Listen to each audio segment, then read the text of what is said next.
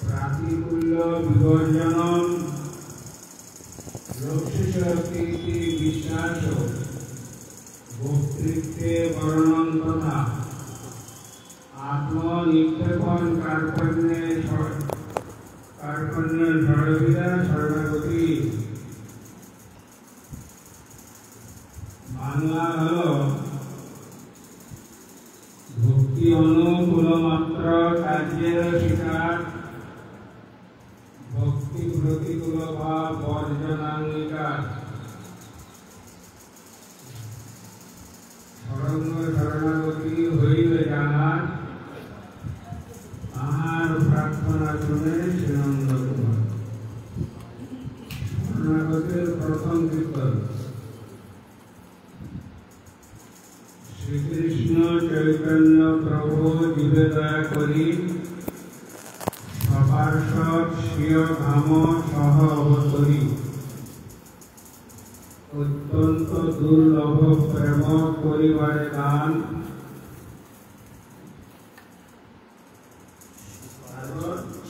শরণাগতি ভগতের আত্ম নিবেদন ভক্তিত্বে বরণ অবশ্য রক্ষিবে কৃষ্ণ বিশ্বাসের পালন ভক্তি অনুকূল মাত্র কার্যের শিকার ভক্তি প্রতিকূল ভাব অর্জন অঙ্গীকার সরঙ্গ শরণাগতি হইবে যাহার তাহার শরণাগত জনের প্রার্থনায় ভগবানের মনোযোগ আকর্ষণ করে। শরণাগত জন ব্যতিরেকে অন্যের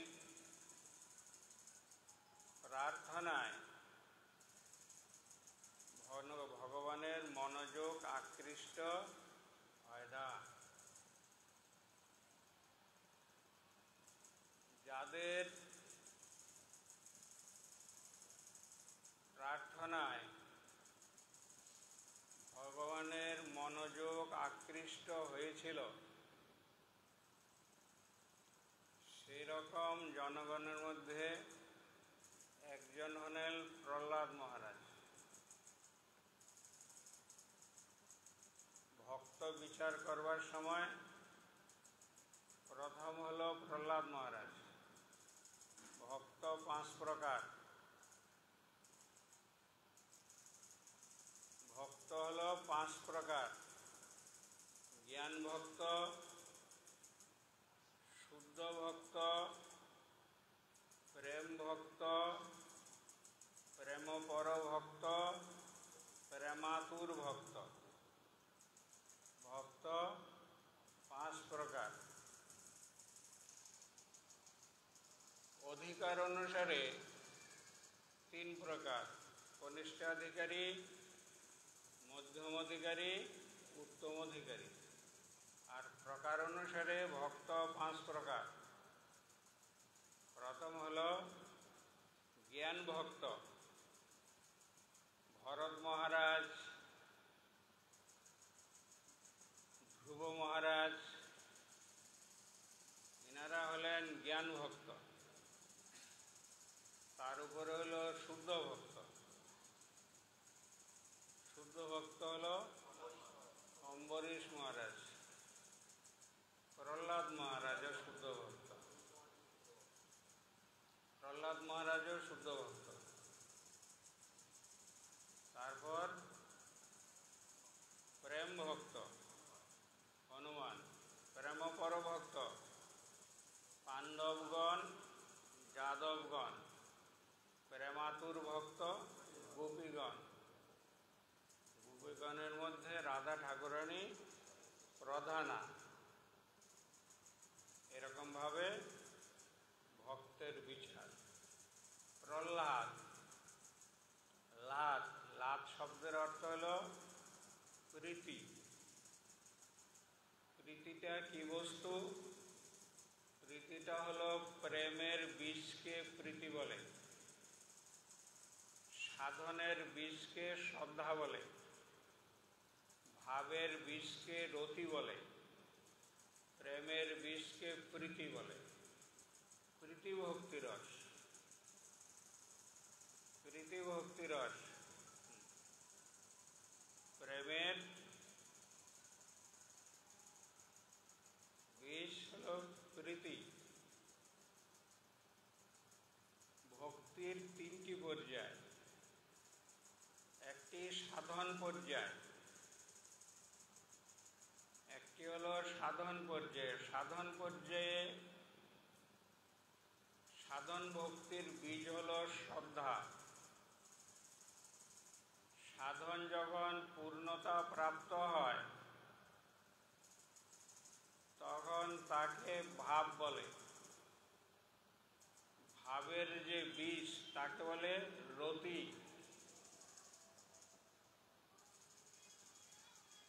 তৃতীয় পর্যায়ের ভক্তিকে বলে প্রেম ভক্তি। প্রেমের বীজ হল প্রীতি।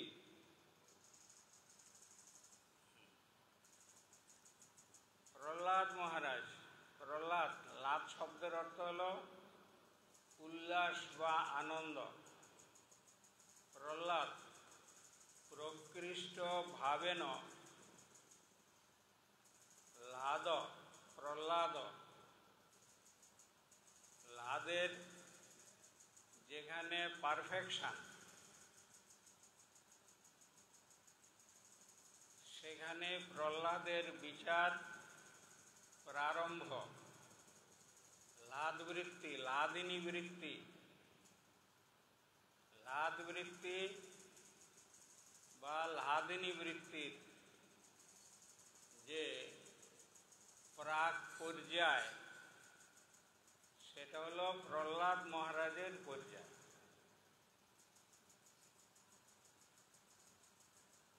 প্রাক পর্যায়ে প্রহ্লাদ, আর প্রাক পর্যায়ের বিপরীতটা কি? উত্তর পর্যায়। উত্তর পর্যায়ে লাদিনী।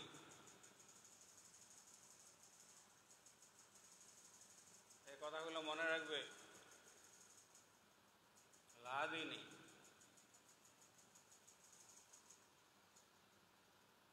যা ভগবানকে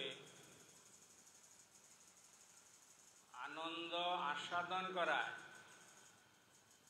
তাকে বলে লাদ বৃত্তি। প্রাক পর্যায়ে প্রহ্লাদ সেটি, আর উত্তর পর্যায়ে লাদিনী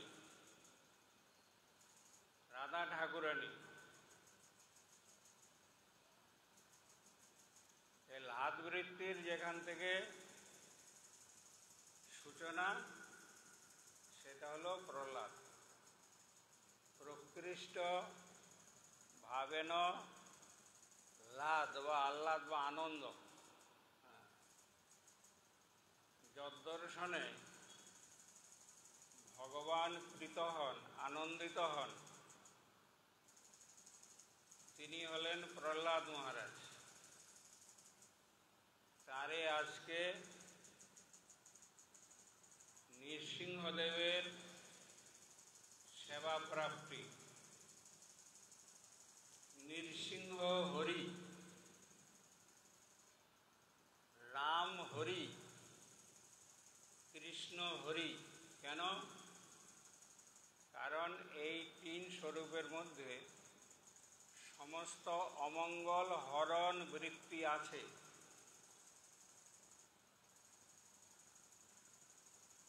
চৈতন্য চরিতামৃতে বলছেন,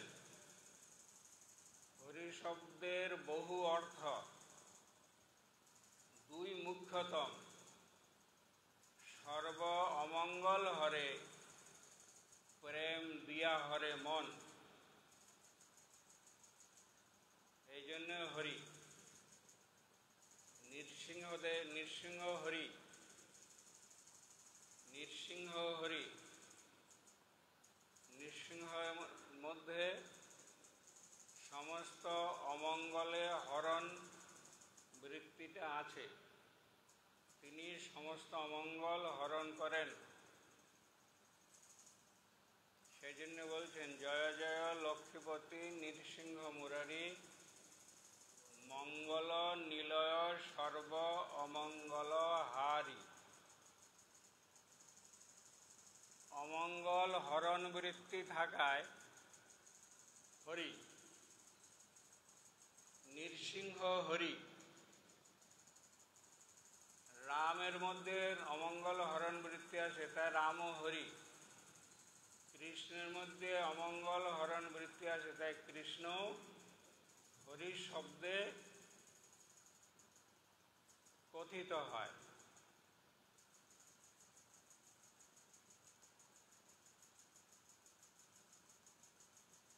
নৃসিংহ স্বরূপে, রাম স্বরূপে, কৃষ্ণ স্বরূপে ষড়ৈশ্বর্যের পূর্ণতা পরিলক্ষিত হয়।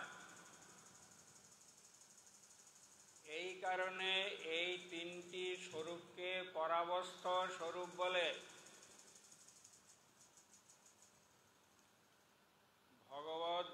ভগবৎ স্বরূপের পূর্ণ অবস্থাকে পরাবস্থ বলে।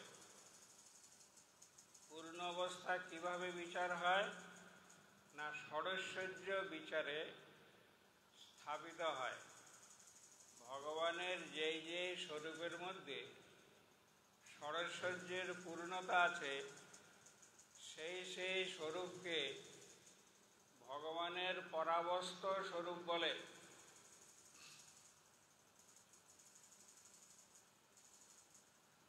ষড়ৈশ্বর্য কি কি?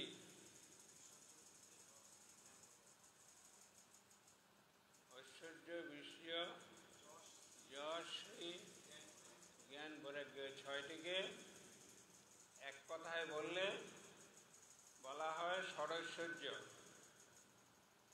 এই ষড়ৈশ্বর্যের পূর্ণতা যেই যেই স্বরূপের মধ্যে থাকে, সেই স্বরূপগুলার প্রথমটি হল নৃসিংহদেব।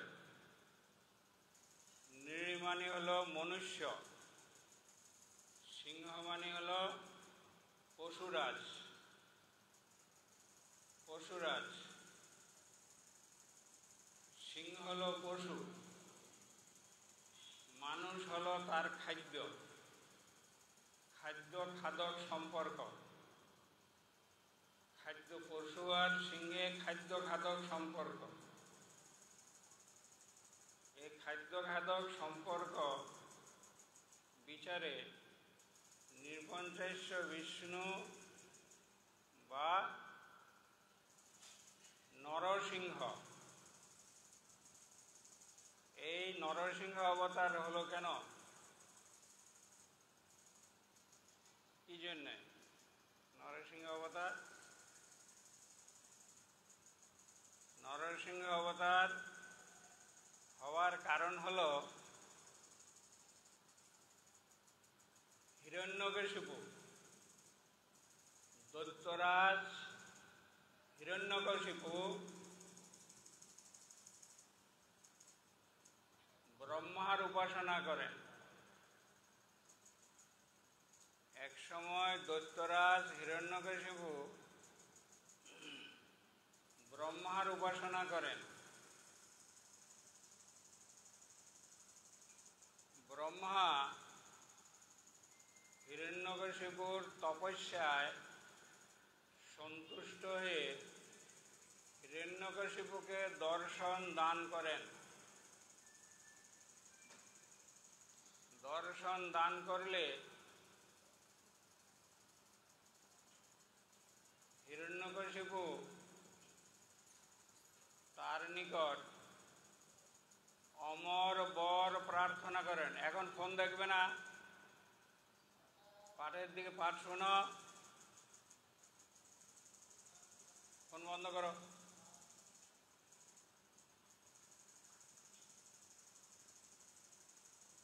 হিরণ্যকশিপু এক সময় অমর হতে চায়। অমর হওয়ার জন্য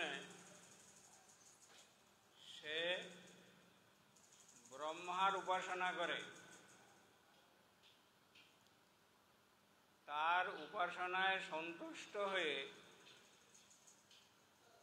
ব্রহ্মা হিরণ্যকশিপুকে দর্শন দেন। আপনারা অন্য কোনো দিকে মনোযোগ দিন না, এই কথাগুলো শোনেন। এই কথাগুলো কোথাও পাবেন না। জগতের লোক এখন হরিকথার লোক নাই। এখন সব জায়গায় গল্প গুজব করবে, ছেড়ে দেবে, কোনো ফিলোসফিতে যাবে না। যত জায়গায় যাবেন যান পৃথিবীতে, হরিকথা বলার লোক নাই। হরিকথার দুর্ভিক্ষ চলছে। দল বেঁধে কতগুলো গল্প গুজব করবে, গল্প গুজব করে তারপরে এবার পুষ্পান্ন পরমান্ন ছানার ডালনা মোৎসব করে ফেলবে। এই হলো এখনকার ভক্তির যাজনের, ভক্তির উৎসব। কোথাও কোনো ফিলোসফির টাচ নেই, কিছু নেই, কিচ্ছু জানে না। শ্রবণ হয় নাই, উপযুক্ত মাধ্যম থেকে শ্রবণ হয় নাই, ও বই পড়ে পণ্ডিত হয়ে গেছে। বই পড়ে পণ্ডিতি দিয়ে বেশি দূর আগানো যায় না। শ্রবণ যার হয় নাই তার কীর্তন হবে না, কীর্তন যার হয় নাই তার স্মরণ হবে না। এখন চারিদিকে এই চলছে, ইউটিউব খুলবেন গল্প গুজব পাবেন, কিন্তু তত্ত্ব পাবেন না কোথাও, তত্ত্ব কোথাও পাবেন না। তথ্য পাবেন, কতগুলো ইনফরমেশন পাবেন, কিন্তু তত্ত্ব পাবেন না। তত্ত্ববিদের এখন দুর্ভিক্ষ চলছে। ভগবানের পরাবস্ত স্বরূপ নৃসিংহদেব, এই নৃসিংহদেবের বৈশিষ্ট্য হল তিনি অহৈতুকী কৃপা পরায়ণ। সে অহৈতুকী কৃপা পরায়ণ স্বরূপ তিনটি। প্রথমটি নৃসিংহদেব, দ্বিতীয়টি রামচন্দ্র, তৃতীয়টি কৃষ্ণচন্দ্র। তৃতীয়টি কৃষ্ণচন্দ্র। নৃসিংহ হরি, রাম হরি, কৃষ্ণ হরি, এই তিনটি স্বরূপের মধ্যে যৎপরণাস্তি অমঙ্গল হরণ বৃত্তি আছে, এবং বিশেষ করে কৃষ্ণ স্বরূপে অমঙ্গল হরণের বিনিময়ে প্রেম দানের বৈশিষ্ট্য বিদ্যমান। এই জন্যই হরি। হরি শব্দের একটা অর্থ হলো জল, হরি শব্দের একটা অর্থ হয় সর্প, হরি শব্দের একটা অর্থ হয় মসুর ডাল, হরি শব্দের একটা অর্থ হয় সিংহ।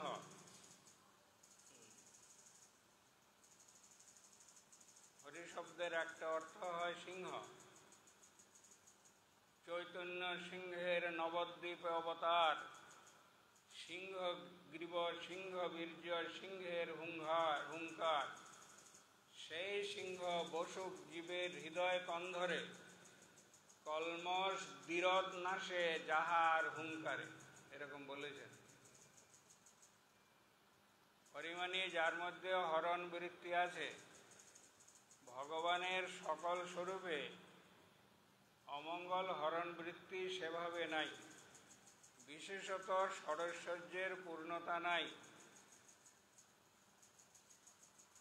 ষড়ৈশ্বর্যের পূর্ণতা নাই। ষড়ৈশ্বর্যের পূর্ণতা বৈশিষ্ট্য নৃসিংহদেবে পূর্ণ মাত্রায় আছে। এই জন্য নৃসিংহদেবকে পরাবস্ত স্বরূপ বলে। পরাবস্ত, পর মানে হল শ্রেষ্ঠ,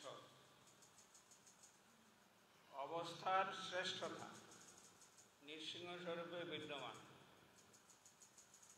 রামে বিদ্যমান, কৃষ্ণে বিদ্যমান। এই তিনটি স্বরূপের বিশেষ বৈশিষ্ট্য হল, এই তিনটি স্বরূপের যে কোনো একটিতে কোনো মতে কেউ যদি শরণাগত হয়, সে সেই স্বরূপের কৃপা লাভ করে, কোনো কারণ ছাড়াই। এই জন্য বলে অহৈতুকী কৃপাপরায়ণ, অহৈতুকী কৃপাপরায়ণ। রামচন্দ্র স্বরূপ থেকে অহৈতুকী কৃপা লাভ করেছিল কে? বিভীষণ। বিভীষণ রামচন্দ্রের কাছে চলে আসে, রামচন্দ্র তাকে খুব প্রীতি করেন। তাতে হনুমান অখুশি হয়ে রামচন্দ্রকে বললেন যে প্রভু, এই যে বিভীষণ আপনার নিকট এসছে, সে তো শত্রুপক্ষের লোক, আপনি তাকে এত প্রীতি করছেন কেন? তখন রামচন্দ্র ভগবান বলেছেন শক্তিদেব প্রপন্ন,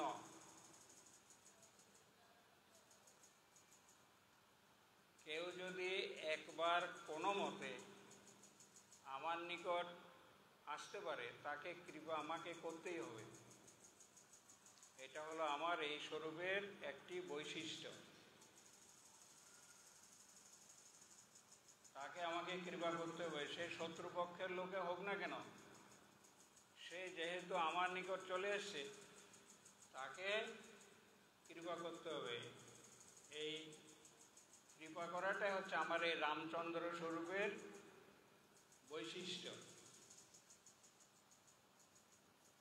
শক্তিদেব প্রপন্ন শ্লোকে সে কথা তিনি হনুমানকে বুঝিয়ে দিয়েছেন। আমরা এখন গ্রন্থরাজ শ্রীমদ্ ভাগবতম থেকে সপ্তম স্কন্ধের পঞ্চম অধ্যায়ে প্রহ্লাদ মহারাজ সম্বন্ধে কিছু আলোকপাত করি। শ্রী নারদ উবাচ পরে পৌরোহিত্যায় ভগবান বৃতঃ কাব্য কিলাসুরঃ সন্ধ্যামর্ক সুত তস্য যত্তরাজ গৃহান্তিকে। প্রহ্লাদ মহারাজের এই হিরণ্যকশিপু দৈত্যকুলের পুরোহিত কে? শুক্রাচার্য। সেই শুক্রাচার্যের দুইটি পুত্র ছিল, একজনের নাম হলো ষণ্ড, আর একজনের নাম হলো অমার্ক। বলতে বলতে 45 মিনিট চলে গেল। হ্যাঁ, ঠিক 5টা থেকে বলছি।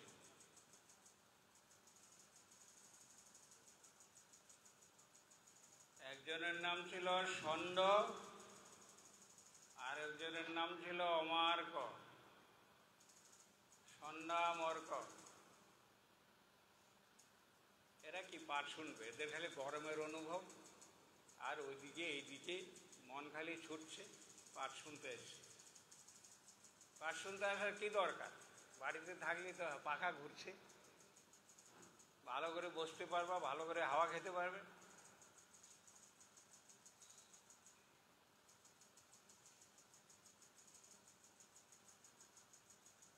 পরীক্ষিত মহারাজ পাঠ শুনতে বসছে, তক্ষক এসে তাকে দংশন করবে সে কথা তার মনেই নেই। 7 দিনের দিন সুখদেব গোস্বামীপাদ কথা স্লো করেছে, তাতে পরীক্ষিত মহারাজ অস্থির হয়ে গেছে। বলে আপনি কথা বন্ধ করবেন না? এখন আমার যা হয় তাই হোক, আপনি স্লো করলেন কেন? এরকম হয়ে পাঠ শ্রবণ করলে তাকে বলে প্রায় উপবেশন করে পাঠ শ্রবণ করা। প্রায় উপবেশন করতে হয়, তবে গিয়ে পাঠ শুনে। প্রায় উপবেশন না হলে পাঠ শ্রবণ হয় না।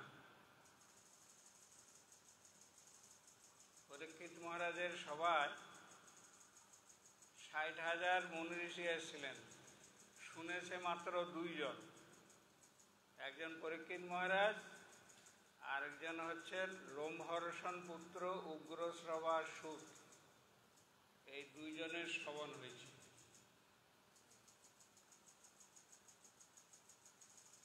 পাঠ শোনাটা একদম হেলা ভেলা ব্যাপার নয়।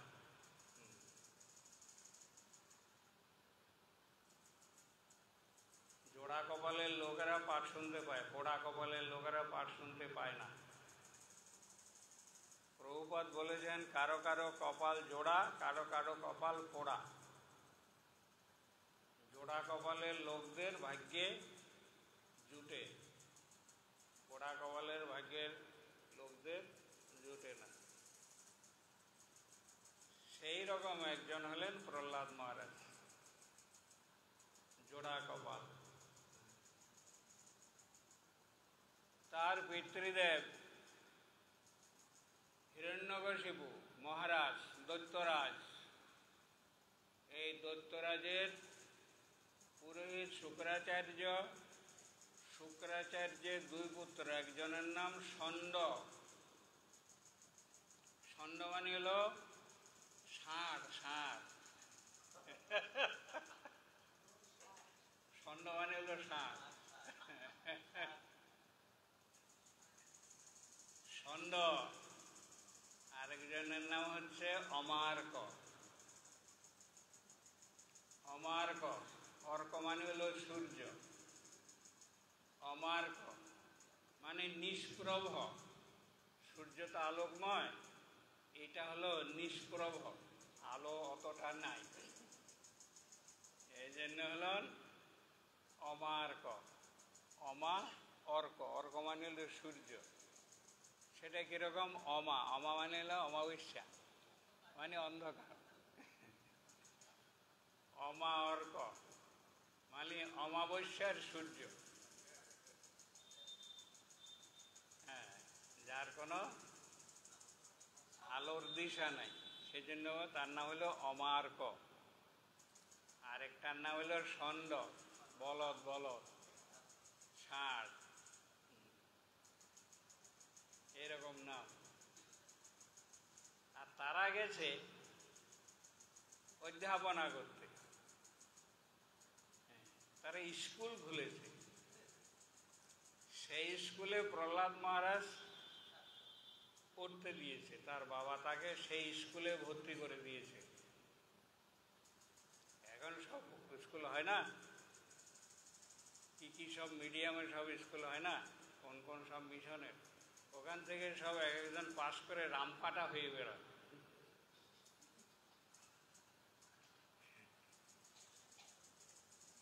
রাম পাখি খায় আর রামপাঠার মতো সব আচরণ শিখে। সেরকম একটা স্কুল, এই সন্ডামর্কের স্কুল। হ্যাঁ, সেই স্কুলে ভর্তি হয়েছে প্রহ্লাদ মহারাজ। সেইখানে সন্ডামর্ক হল প্রফেসর, অধ্যাপক। কি পড়ায়? পড়ায় হরিভজন করিবে না, হরিভজন করিবে না। হরি আমাদের দৈত্যকুলের শত্রু। হিরণ্যকশিপুর ভাই হিরণ্যাক্ষকে মেরে ফেলেছে।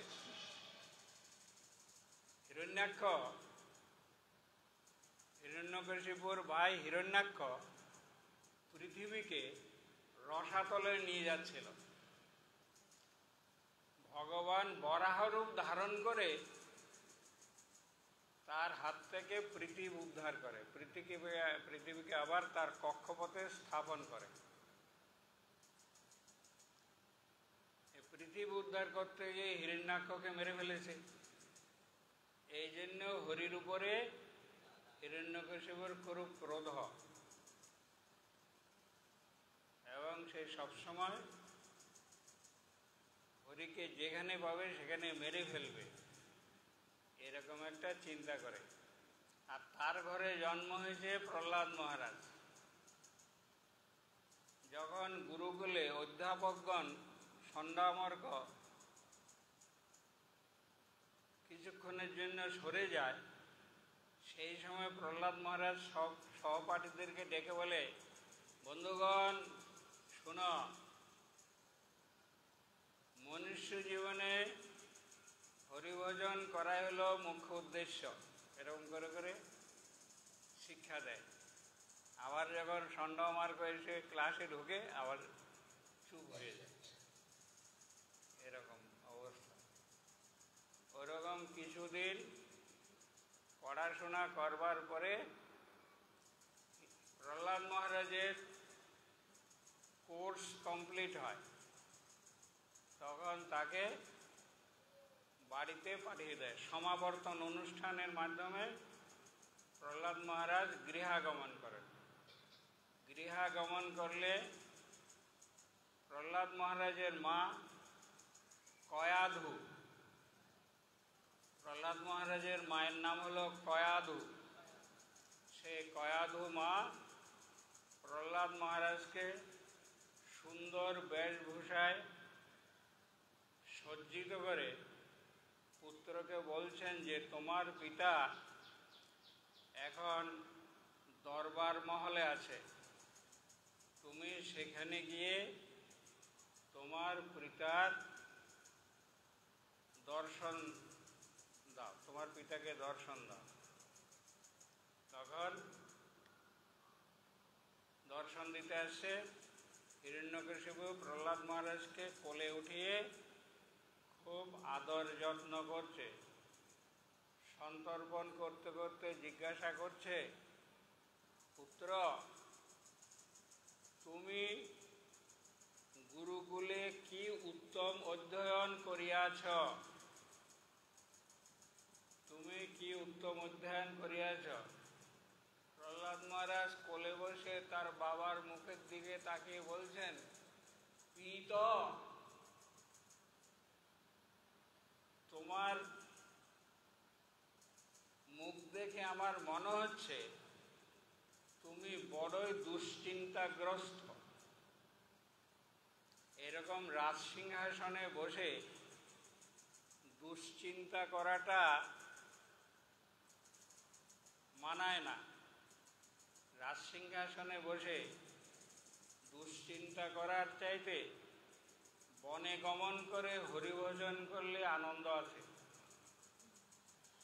এই হরিভজনের কথা শুনতে হিরণ্যকশিপু মহারাজের দৈত্যরাজের খুব ক্রোধ হয়। তখন তাকে কোল থেকে ছেলেকে ছুঁড়ে ফেলে দেয়। এরকম তারপরে আবার গুরুকুলে পাঠিয়ে দেয়। হিরণ্যকশিপু বলছেন, রে ষণ্ডমার্গ, তোরা আমার পুত্রকে কি শিক্ষা দান করলি? সে এখন আমাকে আমার শত্রু হরির গুণগান করে শোনাচ্ছে। আবার তাকে নিয়ে যাও, তাকে উত্তম রূপে দৈত্য কুলোচিত শিক্ষা প্রদান করো। তখন আবার গুরুকুলে চলে যায়, আবার পড়ালেখা হয়, আবার ফিরে আসে। ফিরে আসার পরে আবার পিতার কোলে বসলে তাকে জিজ্ঞাসা করছে, তুমি কি উত্তম অধ্যয়ন করিয়াছ বলো। তখন প্রহ্লাদ মহারাজ চিন্তা করছে, আগেরবার হরিভজনের কথা বলেছিলাম, আমাকে ছুঁড়ে ফেলে দিয়েছে, তো হরিভজন কি করে করতে হয় ওটা বলা হয়নি। এইবার আর একটা সুযোগ এসছে, এই হরিভজন কি করে করতে হয় ওটা বলে দিই, তাতে যা হবার হোক। তখন বলছেন, শ্রবণং কীর্তনং বিষ্ণু স্মরণং পাদ সেবনম অর্চনং বন্দনং দাস্যং সখ্যমাত্ম নিবেদনম ইতি পুংসার্পিত বিষ্ণু ভক্তিশ্চেন নবলক্ষণা ক্রিয়তে ভগবতোধ্যা তন্মন্যে অধিতম উত্তম। বলছেন, হে পিত,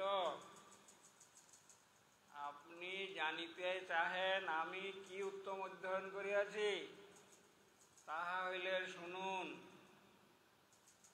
শ্রবণং কীর্তনং বিষ্ণু স্মরণং পাদ সেবনম অর্চনং বন্দনং দাস্যং সখ্যমাত্ম নিবেদনম ইতি পুংসার্পিত বিষ্ণু ভক্তিষ্টেন নবলক্ষণা ক্রিয়তে ভগবত্যা তন্মন্য অধিতম উত্তম। আমি শ্রবণ কীর্তন স্মরণ বন্দন সখ্য দাস্য আত্মনিবেদন করায় উত্তম অধ্যয়ন বলে বিজ্ঞাত হইয়াছি এবং তাহাই উপার্জন করিয়াছি।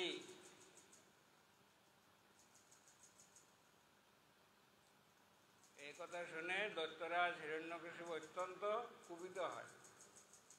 কুপিত হয়ে বলছেন, রে পুত্র, তুমি দেখিতেছি দৈত্য কুলরূপ চন্দন বনের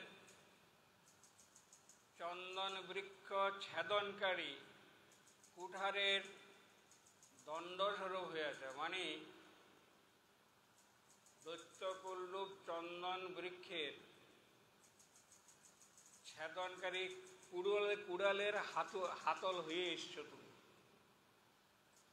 তুমি দেখছি চন্দন বৃক্ষ ছেদনকারী কুড়ুলের হাতল হয়ে বাড়িতে ফিরে এসছ।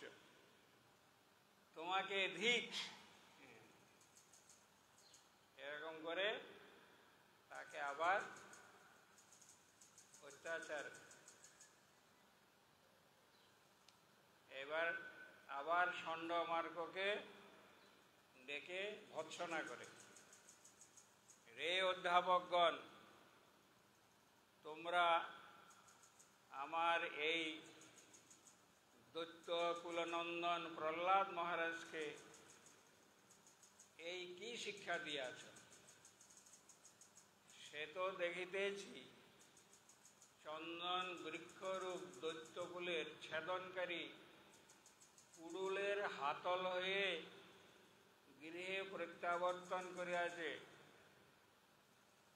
ঠিক তোমাদের শিক্ষা, তাহাকে আবার লইয়া যাও, উপযুক্ত শিক্ষা করিয়া আমার নিকট পুনরায় প্রত্যাবর্তন করে। আবার ওই ঘুরে চলে যায়। সেখান থেকে আসছে। তখন প্রহ্লাদ মহারাজ দৈত্যরাজ হিরণ্যকশিপুকে বলছেন, সর্বত্র হরি বিরাজমান, আদি রামায়ণে চৈব পুরাণে ভারতে তথা আদাবন্তে মধ্যে চ হরি সর্বত্র গীয়তে। আদি রামায়ণে চৈব পুরাণ মহাভারত আদি সর্বত্র আদ্যে মধ্যে এবং অন্তে সর্বত্র হরিগুণগান পরিদৃষ্ট হয়। এরকম বলছে, আদি রামায়ণে চৈব পুরাণে ভারতে তথা আদাবন্তে মধ্যে চ হরি সর্বত্র গীয়তে। এরকম বলেছে। আর প্রহ্লাদ মহারাজের নখাগ্র থেকে শিখাগ্র পর্যন্ত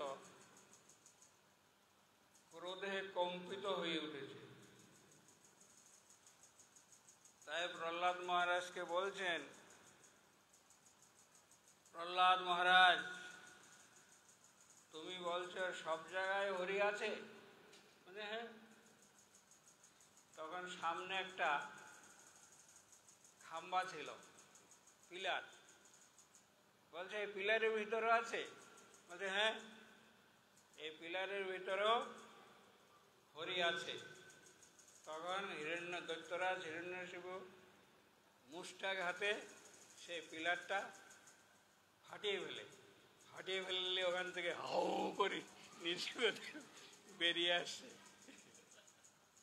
হ্যাঁ, ওখান থেকে পিলারটা যে ফাটিয়ে ফেলেছে, ওখান থেকে নিঃসঙ্গতা একদম হাউ করে বেরিয়ে এসছে। বেরিয়ে এসে অমনে তাকে ধরে ফেলেছে। সে ছুটে গিয়ে, হ্যাঁ, সে ভাবছে এটা কি, কোনো একটা পশু হবে, কোনো একটা পশু হবে, তাকে আমি গদা দিয়ে মেরে ফেলবো। তাড়াতাড়ি গদা নিয়ে তাকে মারতে গেছে, আর তার সঙ্গে নৃসিংহদেবের গদা যুদ্ধ হয়। গদা যুদ্ধ শেষ পর্যন্ত নৃসিংহদেব গদাকে এমন বাড়ি দিয়েছে, গদা অনেক দূরে গিয়ে পড়েছে। আবার যে গদা নিয়ে তেড়ে আসবে সেই সুযোগ আর দেয়নি, তাকে ধরে ফেলেছে। ধরে ফেলে নিজের উরুর উপর রেখে একবার নখ দিয়ে ছিঁড়ে তার নারী ভুঁড়ি সব নৃসিংহদেব গলায় অলঙ্কারের মতো করে ফেলেছে।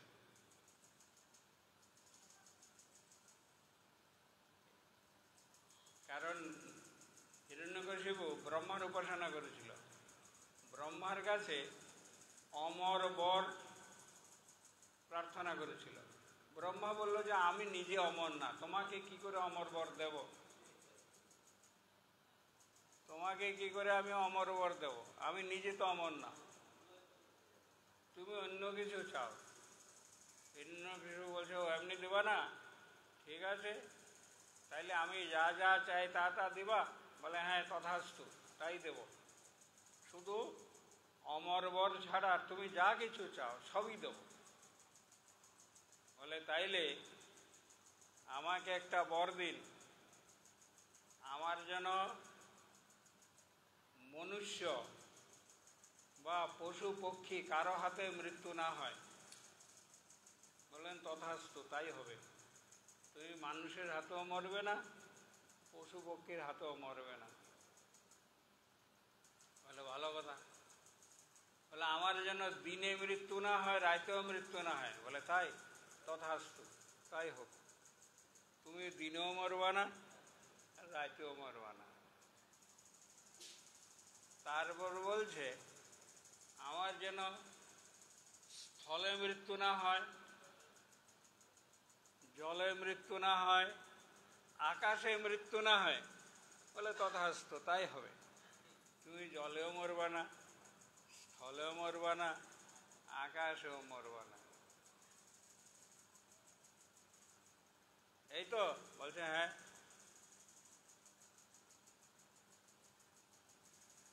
সেজন্য কি করলো? নৃসিংহদেব তাকে জলে মারে নাই, স্থলে মারে নাই, আকাশে মারে নাই, নিজের উরুর উপর চিৎ করে ফেলে একদম হাতের নখ দিয়ে বুকটা কেটে ফেলেছে। অস্ত্র মরব না, শস্ত্র মরব না, কোনো অস্ত্র ব্যবহার করেনি।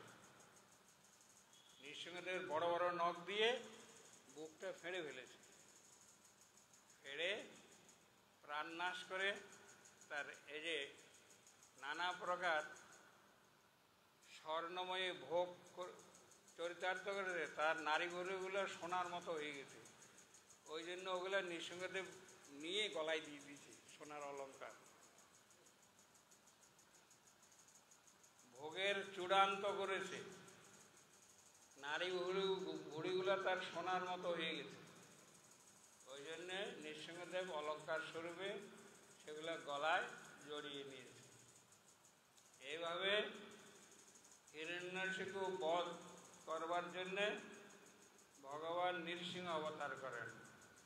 কারণ হিরণ্যকশিপু বর নিয়েছে মানুষের হাতে না মরব, পশুর হাতেও না মরব। তাহলে মানুষও না, পশুও না, নরসিংহ। ভগবানের কাছে কোনো বুদ্ধি খাটে না, যে যত বড় বুদ্ধিমানই হোক তার কাছে কারো বুদ্ধি খাটবে না। রাতেও মরে নেই, দিনেও মরে নেই, সন্ধ্যার সময় মরেছে, এই সময়টাই মরেছে। সূর্যাস্ত গেছে, দিন চলে যাচ্ছে, রাত আসতেছে, সন্ধিক্ষণে মরেছে, এই সময় মরেছে। রাতেও মরে নাই, দিনেও মরে নাই, জলেও মরে নাই, স্থলেও মরে নাই। একদম নিজের হিরণ্যকশিপু নিজের উরুর উপরে রেখে তাকে মেরে দিয়েছে। জল স্থল অন্তরিক্ষ কোথাও তাকে মরতে দেয় না। সেই ব্রহ্মার থেকে যেরকম বর চেয়েছিল, সে ভেবেছিল আমি কৌশলে অমর বর আদায় করে নিয়েছি। হ্যাঁ, নির্বোধ লোকের এরকমই বিচার হয়, বলে আমি বুদ্ধি করে সব হাসিল করে নিয়েছি। ওরা গান করে না, কলিকাতা যায় কেবল গুণে ভরা, বুদ্ধিবানে চুরি করে নাহি বনে ধরা। কলিকাতা কেবল গুণে ভরা, এরকম কোন বুদ্ধি ভগবানের কাছে, নৃসিংহ হরির কাছে খাটল না। নৃসিংহদেবের হাতে দৈত্যকুলপতি হিরণ্যকশিপু আজকের এই শুক্লা চতুর্দশীতে, এই বৈশাখ শুক্লা চতুর্দশীতে হিরণ্যকশিপু ভগবানের নৃপঞ্চাশ অবতার বা নৃপঞ্চাশ বিষ্ণু বা নরসিংহ অবতারের হাতে নিহত হয়ে পৃথিবীর ভার অপনোদিত হয়। দৈত্যভারে পৃথিবী ভারাক্রান্ত হয়েছিল। নৃসিংহ অবতার হিরণ্যকশিপুকে বধ করে পৃথিবীর ভার হরণ করেন। তাই ভক্তগণ নৃসিংহদেবের কীর্তন করেন। নৃসিংহদেব মানুষের মধ্যে একটা পশু ভাব আছে, আর মানুষের মধ্যে একটা মনুষ্য ভাব আছে কিছুটা, আর কিছুটা পশু ভাব আছে। পশু ভাবকে ফিলোসফির টার্মোলজি হলো রেশনালিটি।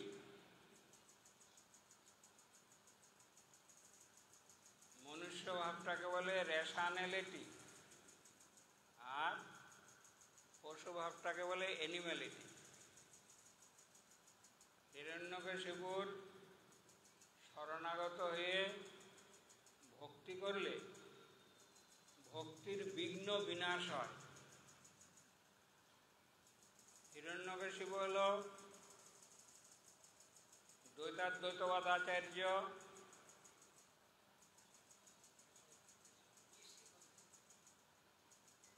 দ্বৈতাদ্বৈতবাদ আচার্য বিষ্ণু স্বামী।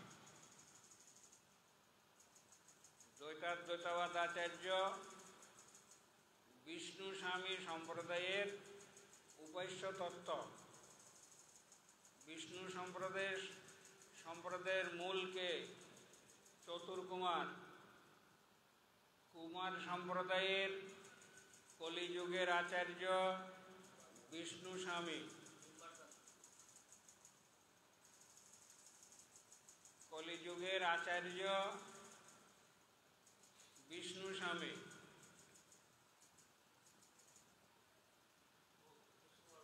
হ্যাঁ, চতুর্কুমার নিম্বাদিত্য, তার ধারায় বিষ্ণু স্বামী। ভগবত তত্ত্ব চারটি আধার, একটা হলো কুমার, একটা হলো ব্রহ্মা, একটা হলো লক্ষ্মী, আর একটা শিব। শিব সম্প্রদায় কে বলে রুদ্র সম্প্রদায়। রুদ্র সম্প্রদায়ের কলিযুগের আচার্য বিষ্ণু স্বামী। তার সিদ্ধান্তের নাম শুদ্ধাদ্বৈতবাদ। শুদ্ধাদ্বৈতবাদের উপাস্য তত্ত্ব লক্ষ্মী নৃসিংহদেব। এই তো লাইনে আসছে।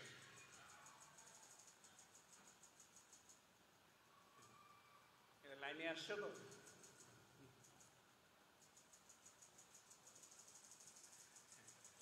গুনতে জানে না, ভুল ধরে। গুনতে জানে না, কম পড়লে বুঝে।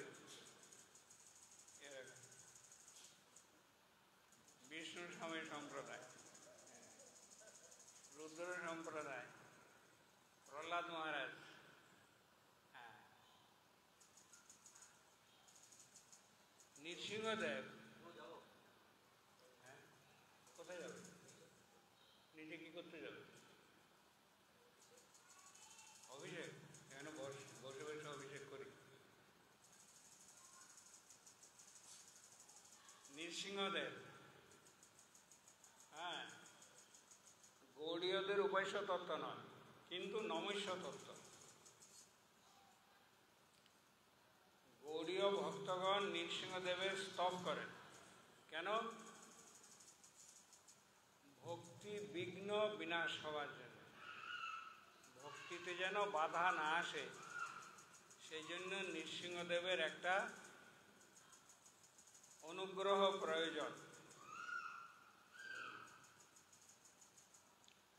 বৈকুণ্ঠে 3টি দ্বার, এক দ্বারে আছে রেবতী বলরাম, আরেক দ্বারে আছে জানকী রামচন্দ্র, আরেক দ্বারে আছে লক্ষ্মী নৃসিংহদেব। গৌড়ীয় ভক্তরা লক্ষ্মী নৃসিংহ দ্বার দিয়ে ঢুকে।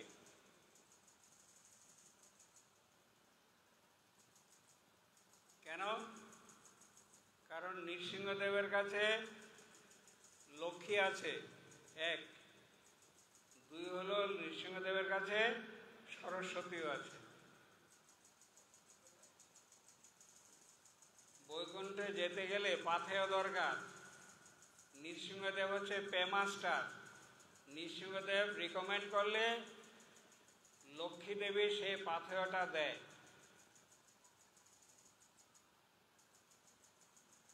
নৃসিংহদেব ইঙ্গিত করলে সরস্বতী দেবী সে পথ চলার বিজ্ঞানটা তাকে দান করে, তখন সে সুস্থভাবে বৈকুণ্ঠ পথে আরোহণ করতে পারে। এই জন্য গৌড়ীয় মহাজনগণ লক্ষ্মী নৃসিংহের দ্বারটা পছন্দ করে। লক্ষ্মী দেবীর বদনে হচ্ছে সরস্বতী, আর হৃদয়ে হলো লক্ষ্মী। প্রণাম মন্ত্রটা কি? বাগীশা জৈষ্য বদনে। বাগীশা, বাগ, বাগ মানে হলো কথা, মানে সরস্বতী, বিদ্যা, বিদ্যা দেবী। বিদ্যা দেবী বাগীশা, ঈশ্বর স্বরূপ মানে ঈশ্বর রূপ। নৃসিংহদেবের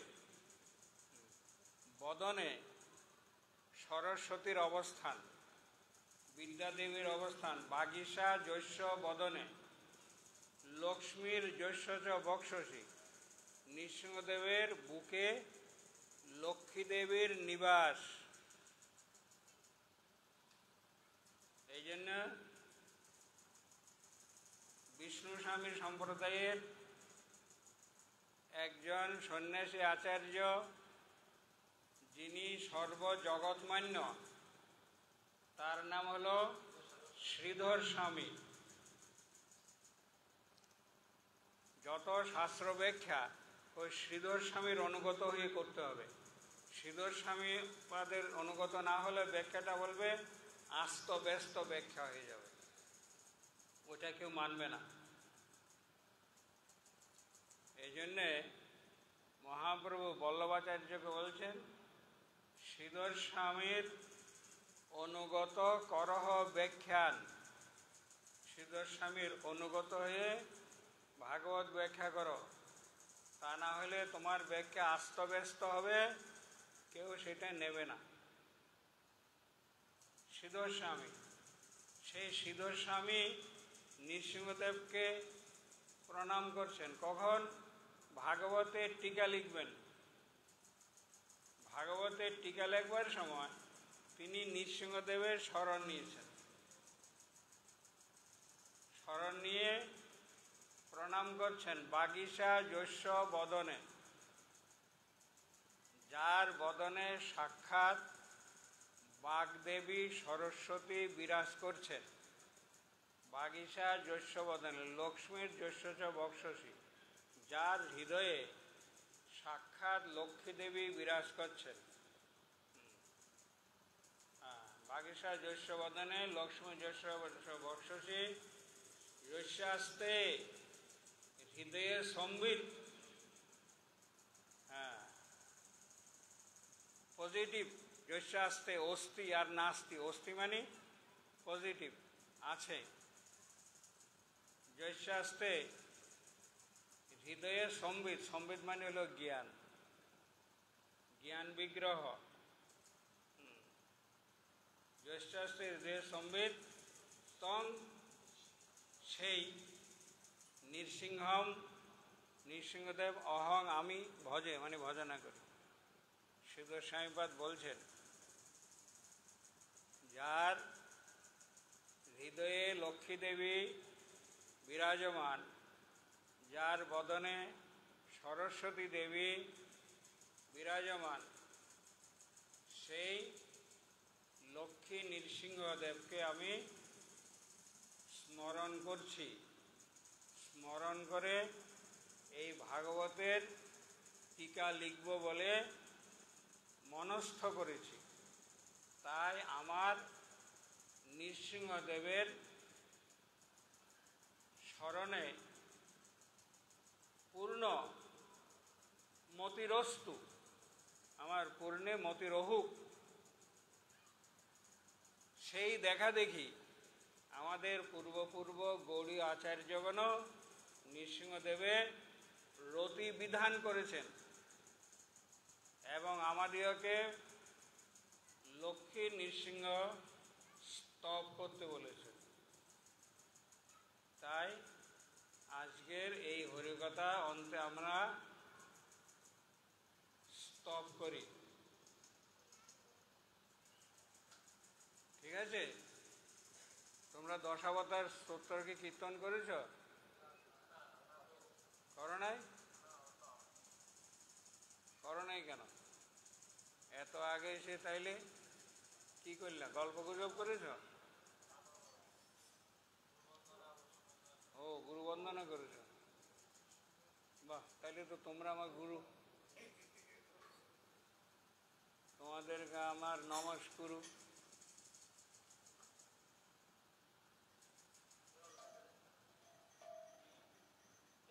এই কি করতে যাবে? এখানে বস, কীর্তন করি, তারপর যাবে।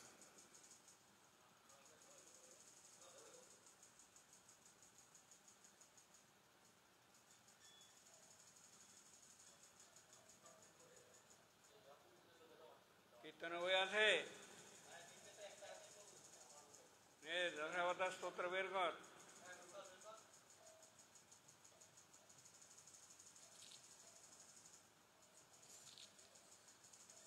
বছরের একটা দিন, আজকের দিনটা চলে গেলে, এই দিনটা আবার পেতে গেলে 1 বছর বসে থাকতে হবে।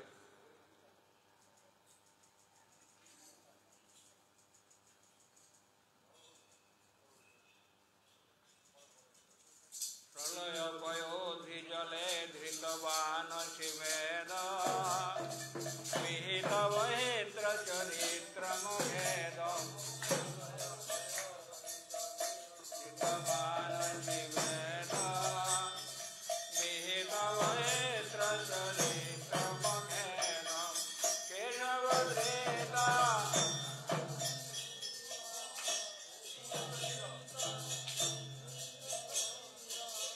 জয় জগদীশ জয় জগদীশ পয়োধি জলে ধৃতবান শিবেদ বিহিত বহিত্র চরিত্র মুখেদ কেশব ধৃত হীন শরীর জয় জগদীশ হরে জয় জগদীশ হরে জয় জগদীশ হরে পৃথিবী বিপুল করে তিষ্ঠতে তব পৃষ্ঠে ধরণী ধরণ কিন চক্র গরিষ্ঠে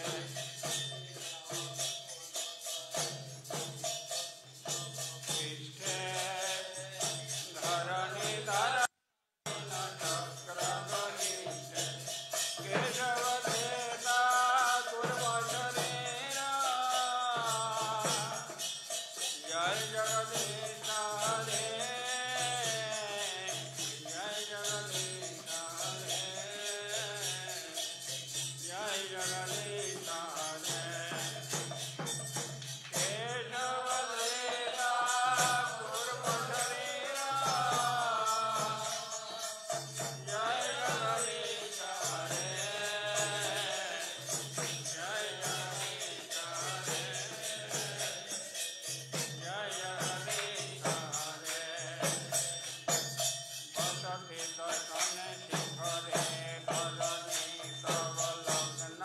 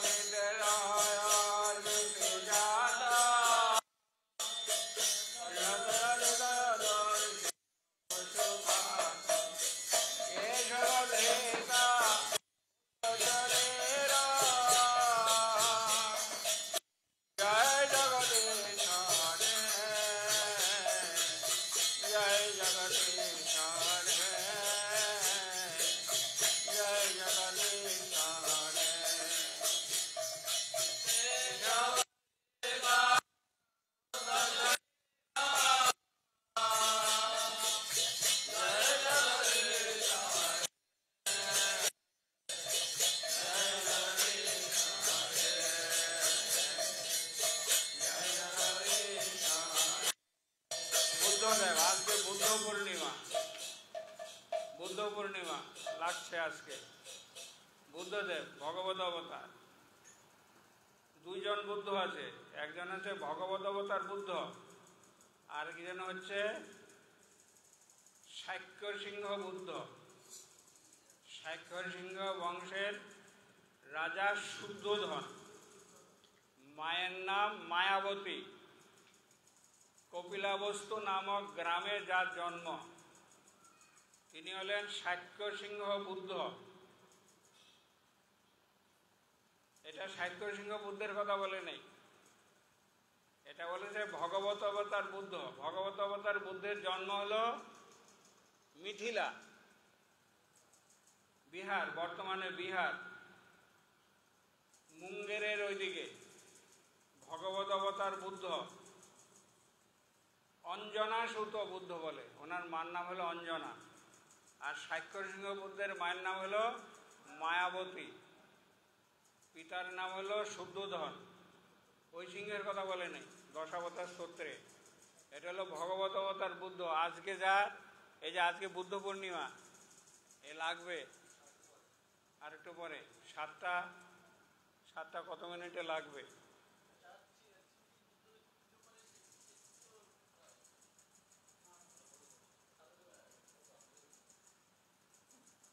রাজা শুদ্ধোধনের রাজত্ব ছিল বর্তমান নেপালে, নেপালের কপিলাবস্তু নামক গ্রামে। মায়ের নাম মায়াবতী, বাল্যকালের নাম সিদ্ধার্থ। সিদ্ধার্থ তপস্যা করে বুদ্ধিসত্ত্ব অর্জন করে বুদ্ধ হয়েছে। আর ভগবত অবতার বুদ্ধ তপস্যা করে বুদ্ধ হয়নি, তিনি সাক্ষাৎ ভগবত অবতার বুদ্ধ অঞ্জনা দেবী পুত্ররূপে বর্তমানের বিহারে জন্মগ্রহণ করে। সেই বুদ্ধদেবের কথা বলছেন, নিন্দ সে যজ্ঞ বিদেরহায় সুতে জাত সদয় হৃদয় তপসু ঘাতম কেশব ত্রেতা বুদ্ধ শরীর জয় জগদীশ হরে জয় জগদীশ হরে জয় জগদীশ হরে কেশব ত্রেতা বুদ্ধ শরীর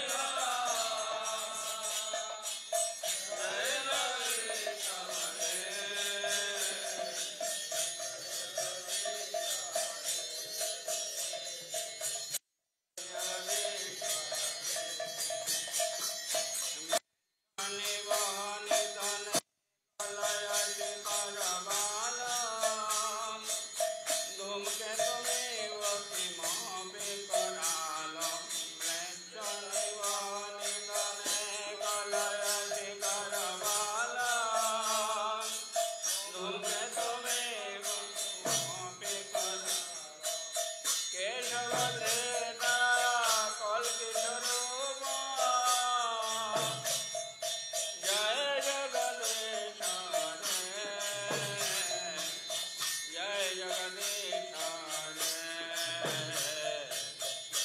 জগদীশ হরে।